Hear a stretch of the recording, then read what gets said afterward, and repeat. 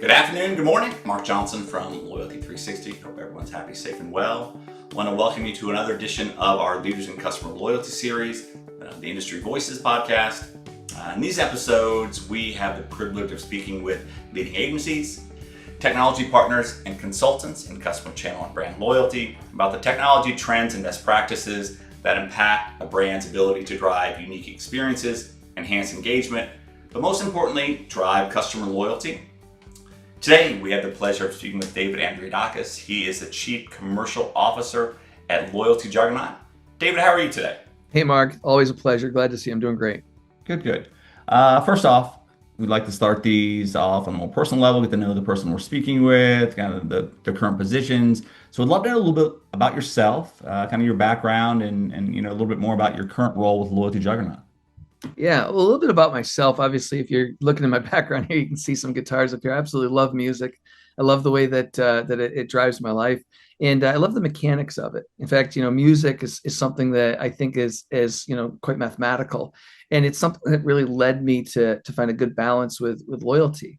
I do see a lot of points programs and the mechanics of data and things like that as artistic.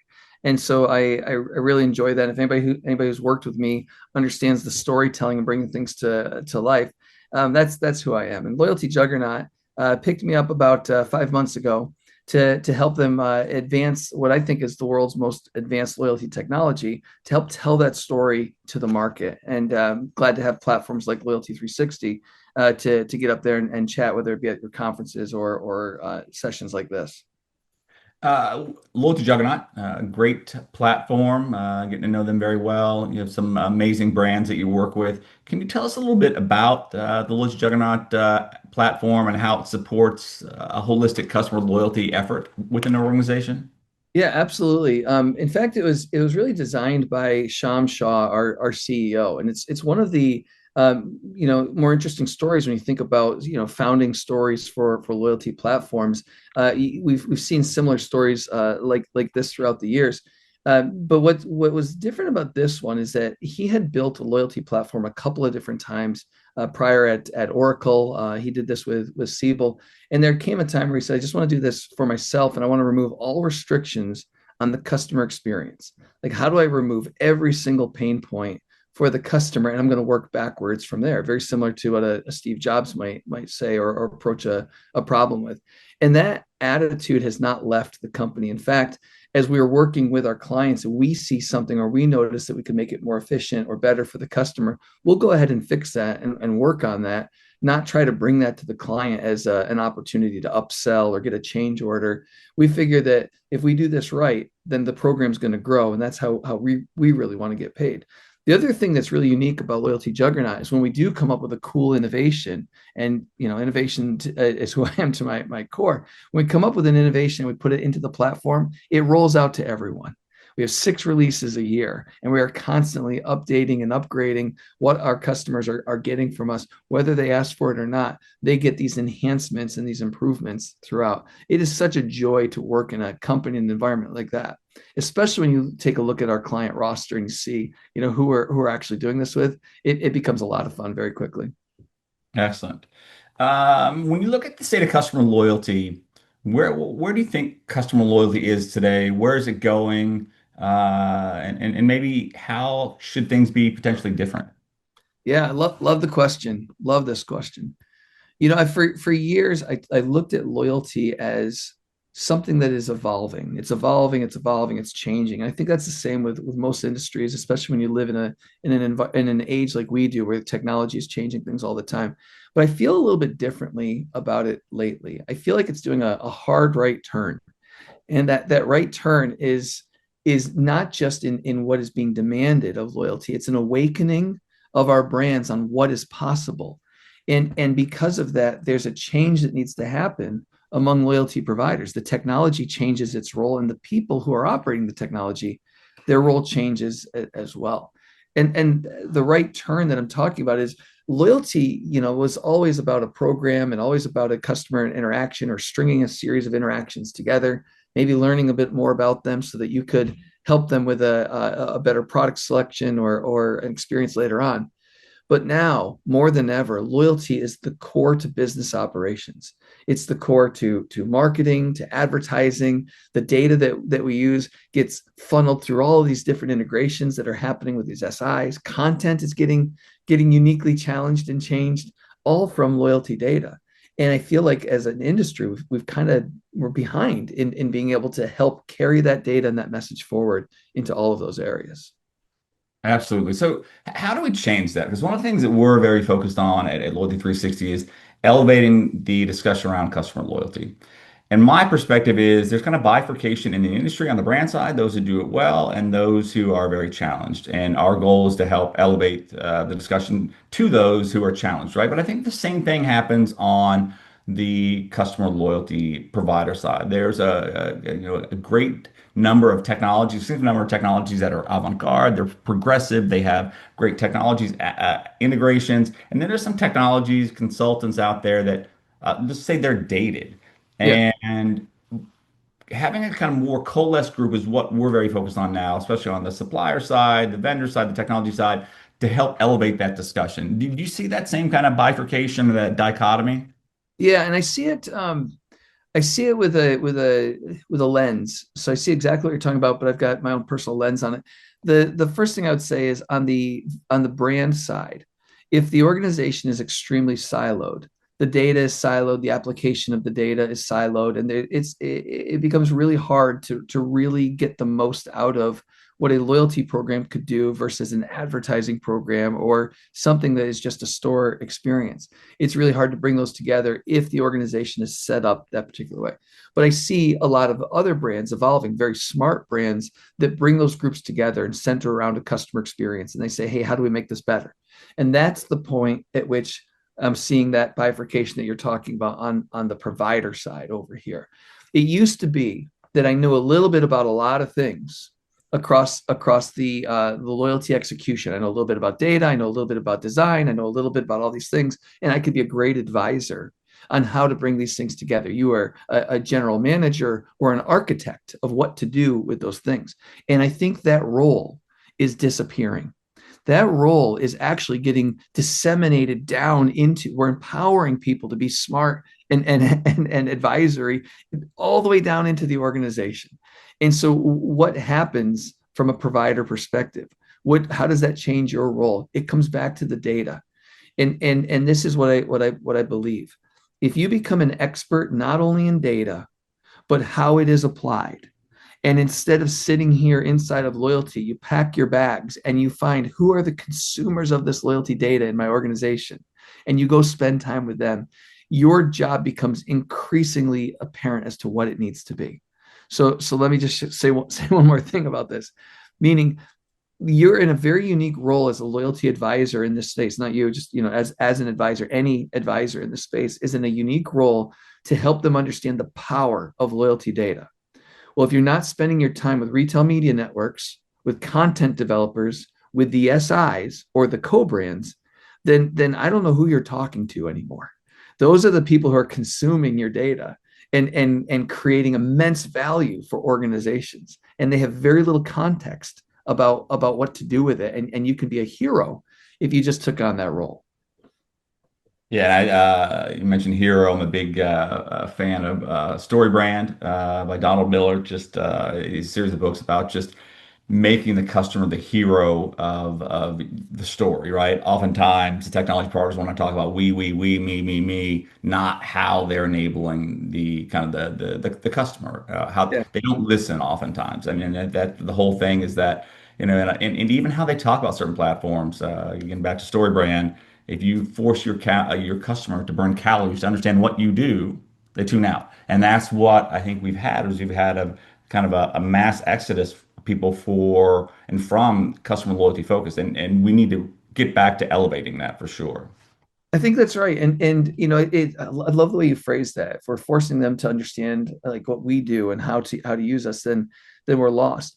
Because it's like it happens in two ways. One is if we put them through a program and say you have to follow our program, we're going to lose customers. Nobody wants to fall in line with any type of program. It has to be conducive to what they're already doing. So your program needs to be built around their experience. But the second thing is understanding how they're consuming information and making decisions. And the greatest like dissonance that I have as an example is think about how much time you spend in email, right? Versus how much time you might spend on social media. Massive difference. Whereas I think, 10 years ago, that was flipped, right? Completely flipped. But budgets are still largely aligned with email versus activating customers through social channels. Our customers are telling us, here's where I'm acting. Here's where I'm interacting with my peers. Here's where I'm gathering my news, my information. Here's where I'm forming opinions. Here's where I'm making purchasing decisions. And if loyalty programs are still catching up to how to find themselves central to that world, then they're just becoming irrelevant. And so to me, that finding out where the customers are, acting the way that they're acting, interacting the way that they want us to, you'll find much more success in your programs. And now marry that to the role of the advisor. That's the stuff we've got to be out there talking about. And it doesn't sound like somebody who's been doing this for 30 years. It sounds like somebody who's 25. That's where the activity and the action and the no duh starts to come from. Well, and that's well, final question on this. We have a series of roundtables that we do on the brand side and talks about and in pretty open and candid manner everything, right? Customer loyalty from the CDPs to organizational alignment to training within the organization, both the employees from a succession planning perspective, but also from the frontline rep who's making sure that you identify yourself as a customer loyalty program member. Customer loyalty is pretty diverse. So, but you mentioned kind of the social media focus and also the focus on kind of in email. When you look at how do you make customer loyalty not necessarily cool, but of interest, relevant, germane to these younger professionals, right? Because that is a big challenge. There's no training in college, very few. Georgetown, Penn State, a few of them have programs. How do we make it cool and of value to these younger audiences? Yeah, a great question. My very brash answer is we have to get over ourselves. That's the answer. I mean, as a human being, you are 100% equipped to understand belonging. You are 100% equipped to understand that this isn't my tribe. You are 100% equipped to know if somebody's showing you compassion or empathy for a situation that you're in. We don't need any training on the things that are going to make customers loyal. Like everybody knows what those are. Yeah. Well, what we need to do is to figure out how do we take that scenario and satisfy or make our customers happy and find a way to drive business profits along with that. And that is an exploration and an art. And anybody who writes a book on it and says this is exactly how you do it, boom, there's a shelf life immediately on the effectiveness of that material. And so I say get out there, innovate, explore, understand your customers, and your training will come in right away. How to apply economics, how to apply marketing, how to apply product development. It will happen as soon as you learn enough about your customers to understand the destination for all of that information. Well, and again, I thought the last one was the last point, but this is this will be the last point. Then we'll get on to more interesting discussion around technology. But you mentioned, I don't know that cool. We were just talking about customer loyalty Yep. and loyalty marketing. This is more my perspective. The industry, this whole loyalty marketing and customer loyalty, no one knows what loyalty marketing is, right? Everyone has their own take. It's been defined differently. It's not taught in schools like marketing, 3P, 4Ps, whatever they were, right? Product placement, promotion, pricing, I think it was. I Please, got please. Yeah, I price and know, I product. got Please. them. So, but customer loyalty, everyone knows what it is. You may not be able to have to define it, but you can talk about it because when you see it, you know what a loyal customer is, right? With me, when I'm driving by Qdoba, I'm stopping there most all the time, right? Because it has affiliation with all my kids' sports, everything I've been through. So I know where Qdoba is. Literally, I could drive there in 40 cities, right? Just Yeah. because I like the food, like the product, become emotionally attached. Loyalty marketing, what the hell is that? Yeah. I know it's the old school Vanguard. It's their whole approach. You can't tell me what loyalty marketing is. You're going to have a different definition. Someone else Yeah. going to have a different definition. So I think fundamentally, we need to move away from loyalty marketing. So many people use it, and I think it's kind of like the incentive industry, right? You have some really good people and some kind of maybe a little more slimy people, right? I know it's a hard take, but it's Yeah. the same thing, right? Loyalty marketing, no one knows what the hell it is because there's not a unified definition. But customer loyalty, everyone knows what it is, right? You want a Yeah. loyal customer. Yeah. And you know it when you feel it, you know it when you Go and see you it. see it, right?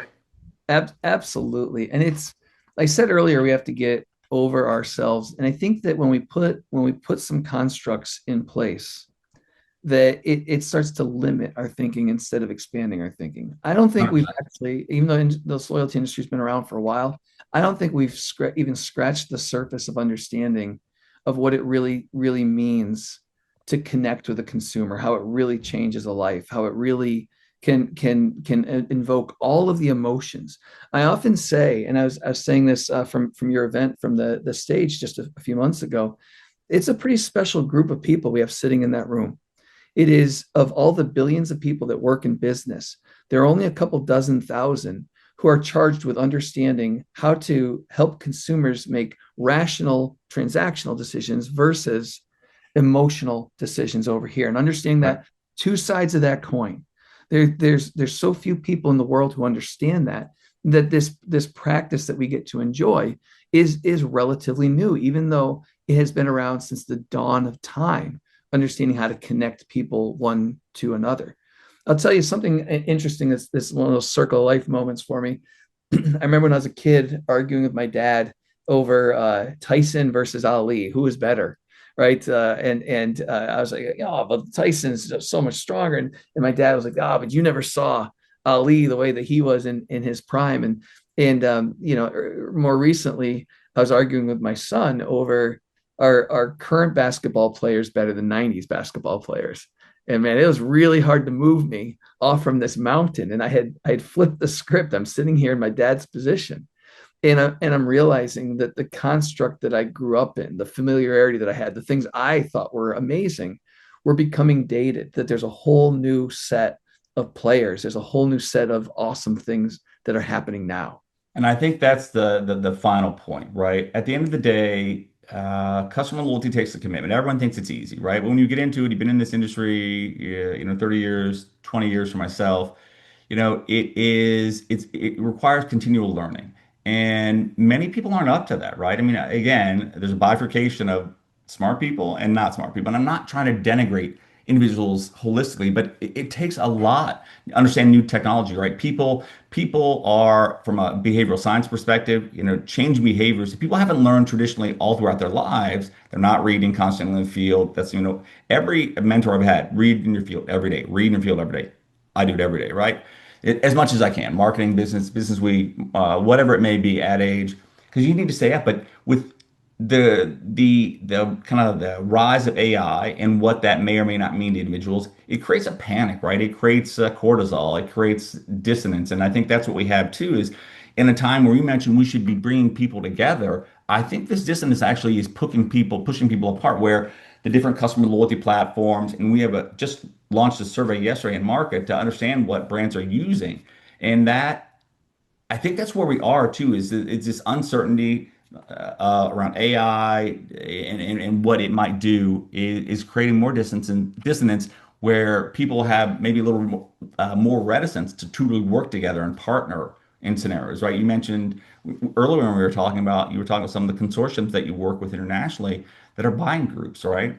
There's been a great resistance to do that in the US, and that's really something we are laser focused on doing just based on feedback from the vendor side over the last, 5, 6 months. But there's reticence, I think. Yeah, and I think that the beacon call to the industry, if I could make a blanket call to every innovative kid that's out there just starting in this place, or every marketer who feels constrained by their current technology or what their boss is telling them to do, every strategist who feels like I think there's a better way, like just break out and try some cool new things. I'm looking at the Bugatti that you have on the shelf behind you there, right? And I'm thinking about all the amazing car stories from Koenigsegg, Pagani, Lamborghini. They were all told no at one point, and they said, "I'm going to go do something better." And it reminds me of the company I'm working with right now with Sham Shah, who's just tired of working within in the shackles of the company that I was at before, and went out to go build a better system. And I love that innovative spirit, and I think that the industry needs an improved class of technology, of innovation, of strategists. And I welcome the conversations from all, competitor, inside my company, outsider alike. I welcome all of that innovation. Excellent.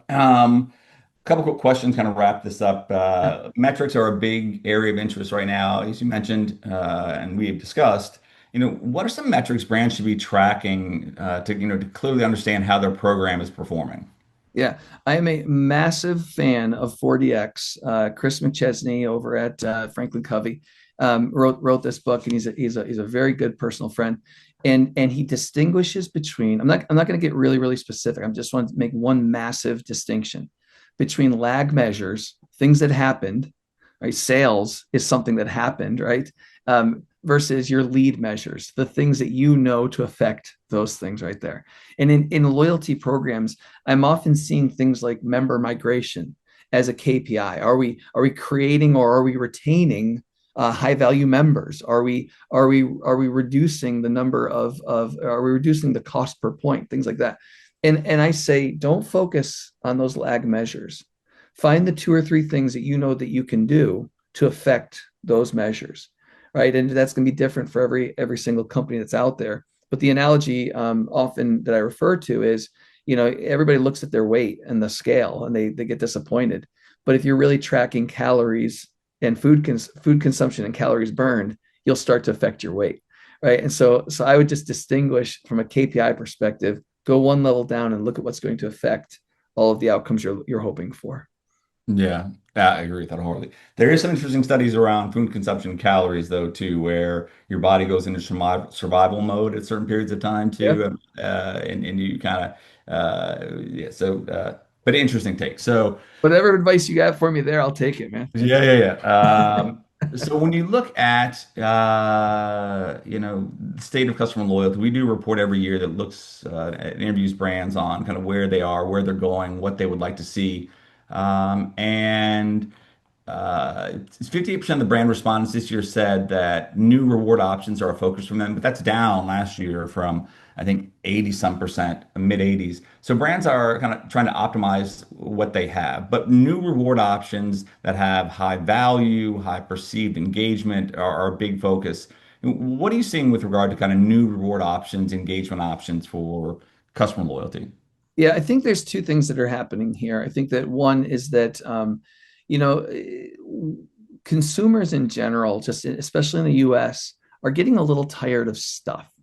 Like stuff has become very cheap and easy to go get. Like it's hard to go to a store like a Best Buy and get, oh my gosh, I never saw this thing before. I'm really excited about it. Everybody's got a flat screen TV in their home right now, right? And so it's really hard when you're putting a lot of products out there to say, I'm going to really excite my customer on this. And so there's just been a dulling of the excitement and the increased lift that you see from people who burn or engage in rewards. And so more of the emotional side of things, an experience. Well, that I can't get enough of. Get me to a concert, get me to a better parking spot, make my life easier, make it so I don't have to go through many steps to get to the other side of things. Time, status, all these things, these emotional components are really driving excitement much more than the traditional rewards. The problem that brands are having is that the availability of those emotional rewards is less than or less predictable than the availability of, say, a gift card. And so there's still a mix because we have to be consistent as brands. I say do two things with this. One is continually look for providers and expand your reward set to have more emotional benefits. These are things you can provide and other vendors can bring to the table. But also think about how you're presenting the hard rewards that you have already, because everybody could use a gift card. I talk about it like it's not a great thing. It's an awesome thing to have to pay less for something that you have done, or to get access to something you might not have had before. But you don't just put it there on your website as a select here. like create an experience around it. I jokingly, and people have heard me speak at any time from the stage, I do this story about Diet Coke, like the that I drink a lot of it, and how much I'm willing to pay for a can of Coke versus how much I'm willing to pay for that same drink if I'm at the Taylor Swift Eras tour are very different, but it's the same brown fizzy water that's in these drinks, and I'm willing to pay so much more. Do that with your rewards. If you can't bring in additional rewards and that are more meaningful to the customer, change the experience around the awards that you're giving them. Absolutely. When you look at, we talked about technologies, the need for better technologies, better engagement paradigms, AI, gamification, zero first-party data. They're all topics that many brands are considering. But we also saw in the State of Customer Loyalty report that brands are scaling down the number of new technologies or applications they want to engage in. Economic uncertainty, right? Tariff, no tariff, whatever. Optimization of the program is a big focus too. So, the average last year was 3.4, 3.5, 2.4, 2.5, so almost one less technology or process they're considering. So when you look at all these AI gamification, zero party data, which one do you believe has the greatest impact for customer loyalty in 2025 and why? Yeah, I think those two things are slightly different. I do believe that brands are scaling down the number of technologies that they're investing in, and I think that is because they've gotten so complex. Each one of them have gotten complex, and the time frame by which they need to see a payoff for investing in those is compressing. That it's just too hard to go out and get five, six major technologies, invest in a selection criteria, and implement these things over 12 months just to see if this thing works. It's too long. It's too long to make those big bets across the board as frequently as I think brands used to do. And so now they're opting for, I'd rather get 50% functionality, but out of one technology that gets me all the way around the track one time, right? If you can find technologies that allow them to see results very quickly without all of that functionality, I think brands are saying, well, at least I can have attribution to my investment there. Our job as providers is to make it easier to get the best of. They shouldn't have to compromise on their features to get to attribution, and they shouldn't have to wait a long time to get there. So that's the first part of the question is I think that absolutely is happening and what we need to do about it. But the second, which is, well, which of these things I think are going to be the biggest bets, and winners. I put them in three categories, and I think it's a tie for first in terms of who's going to win. There's technologies out there that give us more information. That's always going to win. There's technologies out there that make life easier for people to get to an insight. And I think that those investments aren't going to be from, say, loyalty providers. I think those are going to come from the Googles of the world, right? From the big players with hundreds of people dedicated against those, and we get to leverage those tools. But the third area, which I think is a tie for data, is actionability. Is how do I get from predictive AI to true agentic AI, where it's taking an action for me and taking it all the way to execution. If you can get from descriptive into predictive all the way to something that's actioning for you, right? Taking that all the way, that's going to be the winner, because then you can just kind of adjust and reprogram it to do what you need it to do. So we're putting a lot of weight in agentic AI. We've been doing it for 7 years. We've been working with AI. We're not new to this at all. We have 11 AI modules built into our technology. We have a team that is dedicated to AI. This is not us awakening and trying to figure it out. We are on the third, fourth, fifth generation sometimes of implementing things. And so now our role is, how do we take this from being smart to removing, reducing, and empowering the efforts that our marketers have to go through. So that's where I place my bets: the gathering information and making it actionable. Yeah, and it's interesting. We talk about, we often share books that we read that we find of impact. I travel a lot for my kids with their sports, so Audible is kind of my go-to. Just got my 28 book subscription renewed yesterday, so I don't listen to all of them, but probably spend 30 hours a month listening to books. But one, Michael Lewis, we all are familiar with Michael Lewis, Moneyball, The Big Short, on and on and on. He had a quote, and it was a book about government, right? And just kind of the debasing government has taken from Trump. This is actually on his last time in office. He has his own political bent, but he talked about data, and he said he said the impulse to collect data preceded the ability to make sense of it. People facing a complicated problem measure whatever they can easily measure, but the measurement by themselves don't lead to understanding. It's probably the most impactful quote I've ever heard in that book. I mean, I was driving, and you listen, you kind of pass it, then you hear that, and you're like, holy crap! I listened to it probably 30 times, and I think that's a big problem we have.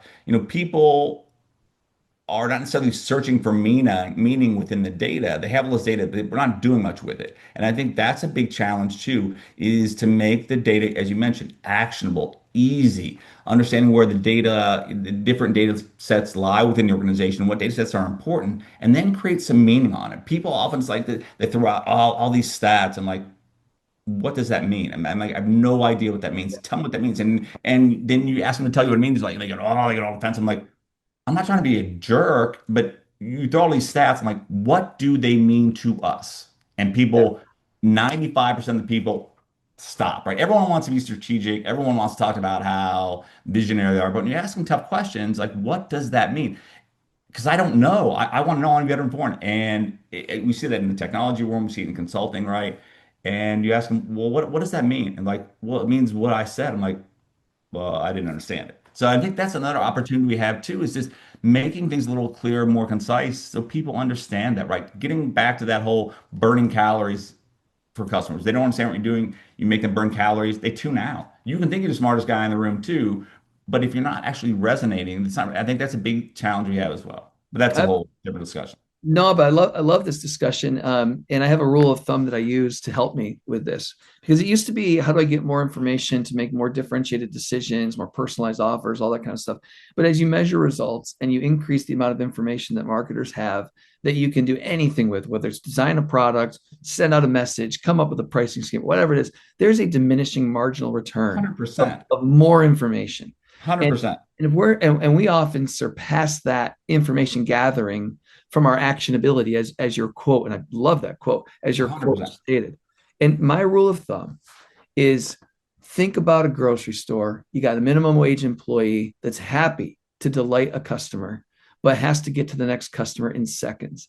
If I Yep. were to flash a message to that person on how to treat this person just slightly differently, if I can't act in that split second that they have to flash it to them, say something nice, ask about this. Would you like the hot dogs this week like you did last week? Whatever it is, if I can't flash it to them in action on it, then the information is not useful. It's just interesting. And so I often go to that litmus test of how quick is the lifespan of this information. Is it going to sit here in my database, or can I empower somebody to change the life of somebody? If I can't, move on, get to something that can. 100%. Last question. Any closing advice, thoughts? What's next for Loyalty Juggernaut as we move forward in 2025 into 26? It is going to be, well, I'll answer the second part and then the first part. Man, 26 and the rest of 25 is just going to be a banger year for Loyalty Juggernaut.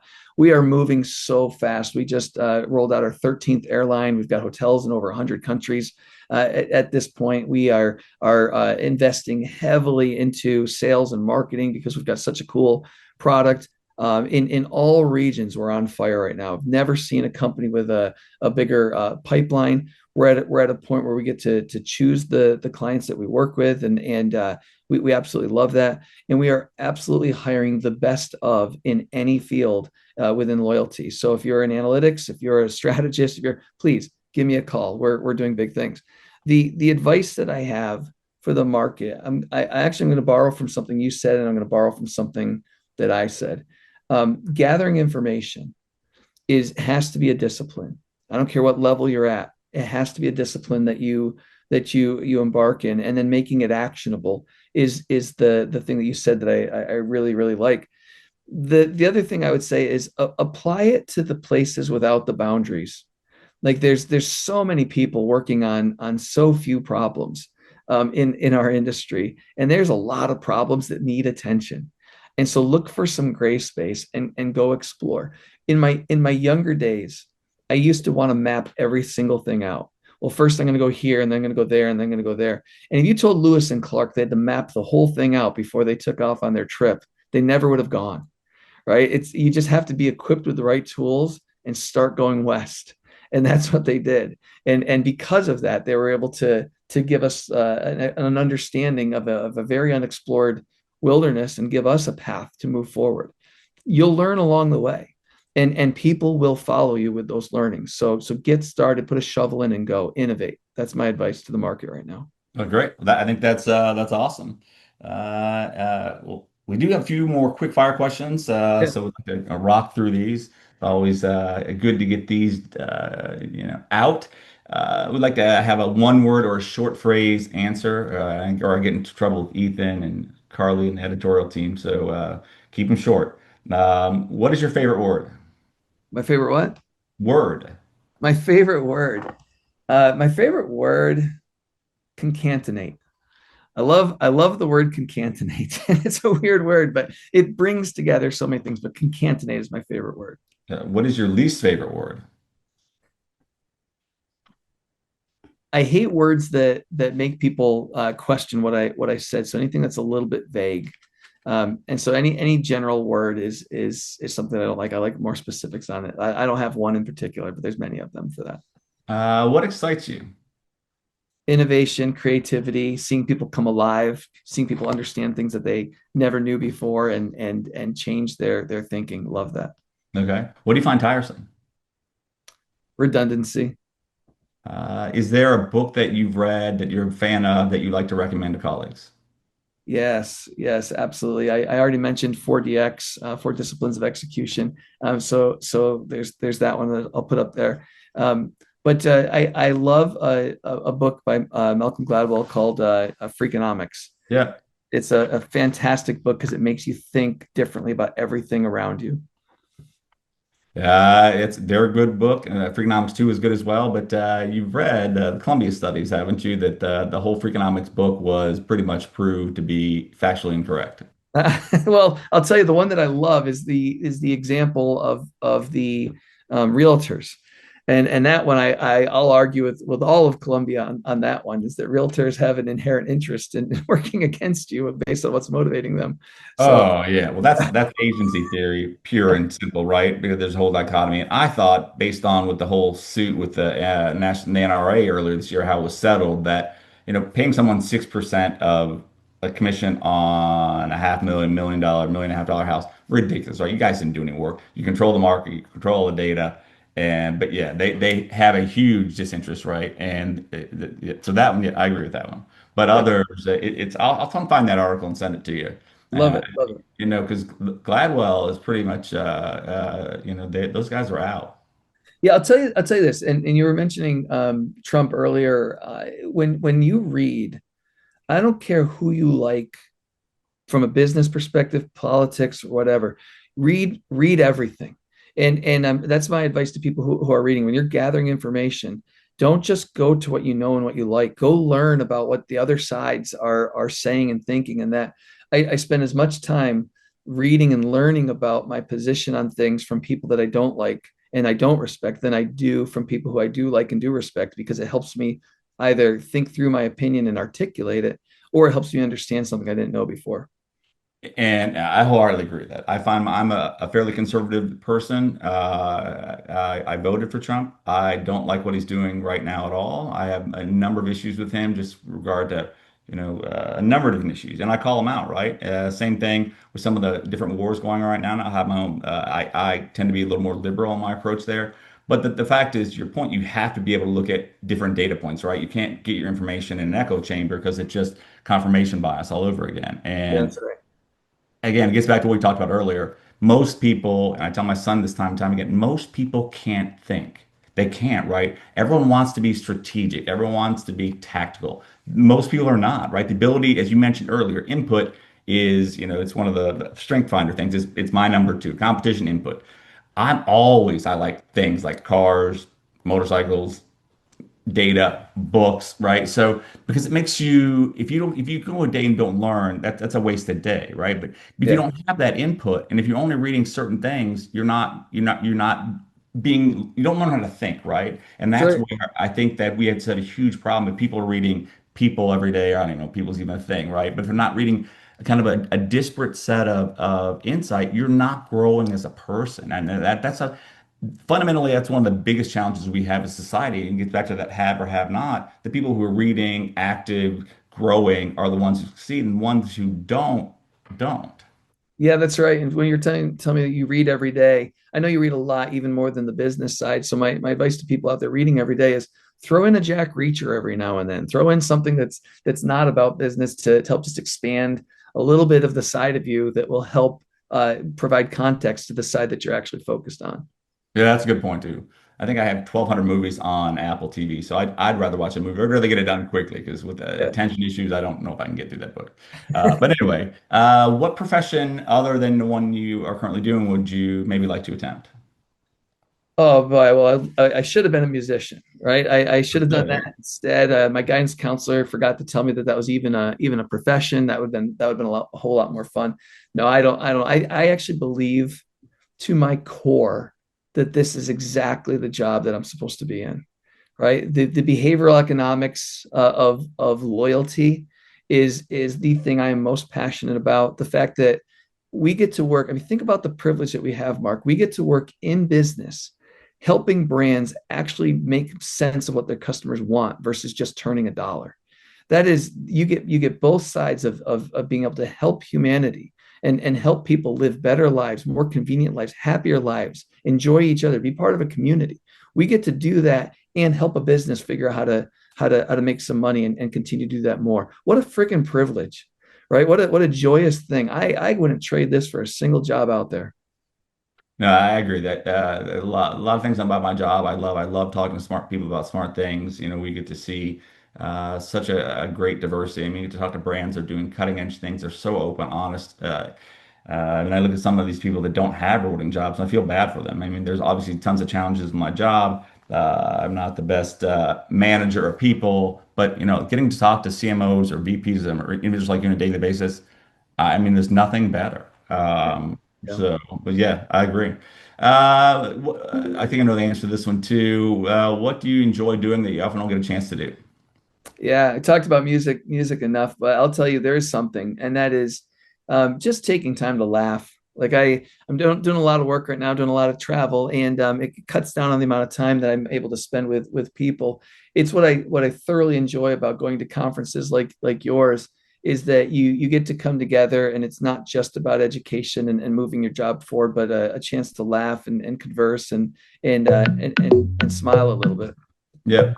What do you typically think about at the end of the day? Say that again. What do you typically think about at the end of the day? At the end of the day, I often think about, okay, what did you learn about today? What can you do? What can you do differently to make tomorrow a little bit better? And as I reflect, I use that moment to make a correction and give myself some grace that I'm gonna be better tomorrow, and to not sit and dwell in the thing that I learned about today, and actually embrace the fact that I had the opportunity to do something and improve it. So that's what I think about at the end of every single day. It's a little bit of therapy, but it has served me really well. Who inspired you to become the person you are today? That is a great question. I had an impulse. As soon as you asked the question, I had an impulse of an answer, and I'm gonna go with it for the first time. Because it sounds a little self-serving, but I often think about what would my 12-year-old self say to me if he ran into me right now. And I try to impress that kid every single day. I try to go back and show that kid what I've been able to do with the exploration, the fort building, the riding around on bikes, the forming groups and committees and clubs, and trying to belong and trying to advance his own standing. I think about that kid a lot, and someday I'll run into him, and I hope he's impressed. But he's inspired me to become who I am today. Excellent. Last question. How do you want to be remembered by friends and family? I always want to be remembered for the things that I was able to do to help somebody else be better at what they were trying to do. I'm not ever trying to say, "Oh, look at me, look how important I am." I truly want to affect lives, and it's bringing that right to the core of what we do. It's what I love about loyalty is that we get to help millions of people at a time with our decisions, not just help one individual. It just so happens I might be helping a marketer or a technologist or somebody young getting started. And that's great because I get to see that. But the fact that I get to help millions of people get more emotionally connected to a brand or find their path to happiness, boy, there's not a better feeling. David, thank you very much for taking the time to join us today. It was great speaking with you on our Industry Voices podcast. It was very unique getting your perspective on customer loyalty, and we look forward to learning more from you and your team at Loyalty Juggernaut for the rest of the year. It was a little different discussion for sure, but very powerful nonetheless. So thank you very much for sharing. I really appreciate it. I was just thinking that myself. I don't think this is what we set it out to be, but you and I have had a few of these, and we talk a lot about shop. We talk a lot about business. But I really appreciate the platforms that you put forward because it allows us to be our true selves and to put ourselves out there. And I really appreciate it. Thanks, Mark. Great pleasure. Absolutely. Also, I want to thank everyone for tuning in to our Leaders in Customer Loyalty podcast series, the Industry Voices podcast. If you haven't already, please subscribe to the Leaders in Customer Loyalty podcast and follow us on YouTube and LinkedIn, and make sure you like the podcast. Thank you very much. Have a wonderful day. See you next Tuesday.